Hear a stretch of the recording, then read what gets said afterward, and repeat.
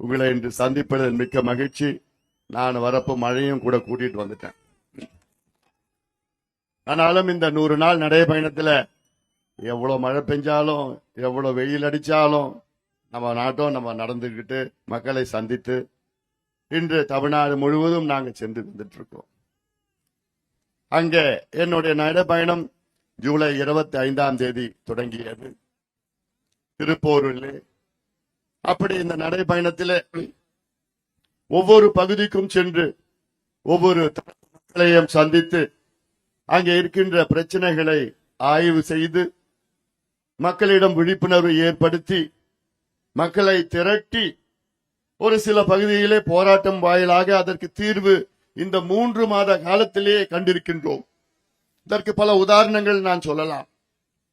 ஒரு பகுதிக்கு சென்று அங்கே மக்கள் பிரச்சனையை கையில் எடுத்து அங்கே போராட்டம் செய்து அங்கே நான் ஆய்வு நடத்தி போராட்டம் செய்த பிறகு சில பிரச்சனைகளுக்கு நீண்ட கால பிரச்சனைகளுக்கு ஒரு வாரத்திலே தீர்வு வந்திருக்கிறது. சில பிரச்சனைகள் ஒரு மாதத்திலே தீர்வு வந்திருக்கிறது. ஆக இந்த பிரச்சனைகள் எல்லாம் சீக்கிரமா தீர்க்கின்ற பிரச்சனைகள். ஆனால் ஆட்சியாளர்கள் அதை கண்டுகொள்ளாத இருக்கின்ற சூழலால் தான் இப்படி அந்த பிரச்சனைகள் தீர்க்கப்படவில்லை. அப்படி எவ்வளோ இருக்கிறது. இன்று சேலம் மாநகரத்தில் நடைபெறுகின்ற இந்த பொதுக்கூட்டம் எனக்கு மிகவும் பிடித்த ஒரு ஊர் சேலம். காரணம், என் வாழ்க்கையில 10 ஆண்டு காலம் இந்த மண்ணிலே தான் நான் படித்தேன். மான்ஃபோர்ட் பள்ளியில் படித்தேன். 10 ஆண்டு காலம் இங்கேதான் நான் இருந்தேன். இந்த ஊரை பற்றி எனக்கு நன்றாக தெரியும். இந்த ஊரில் உள்ள சேலத்தில் உள்ள அனைத்து பள்ளிக்கூடம் மைதானத்திலே நான் விளையாடி இருக்கின்றேன், போட்டிகளில் கலந்திருக்கின்றேன். காந்தி ஸ்டேடியம் என்று சொன்னாலே அதில் அத்தனை ஓட்டங்களையும் தடகள போட்டிகளும் நான் கலந்து என்னுடைய 100 metres record, junior sub junior record 11 second. இவ்வளவு ரொம்ப நாளா அது யாருமே பீட் பண்ண முடியல.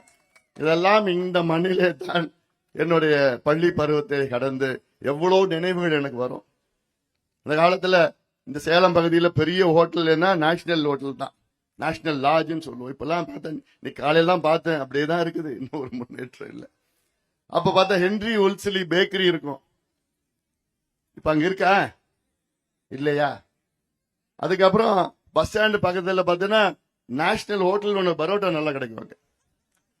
அதுவும் இருக்கா? இல்ல, இல்ல நினைக்கிறேன். இதெல்லாம் என்னுடைய நினைவுகள். அவ்வளோ சேலம் மாவட்டம்.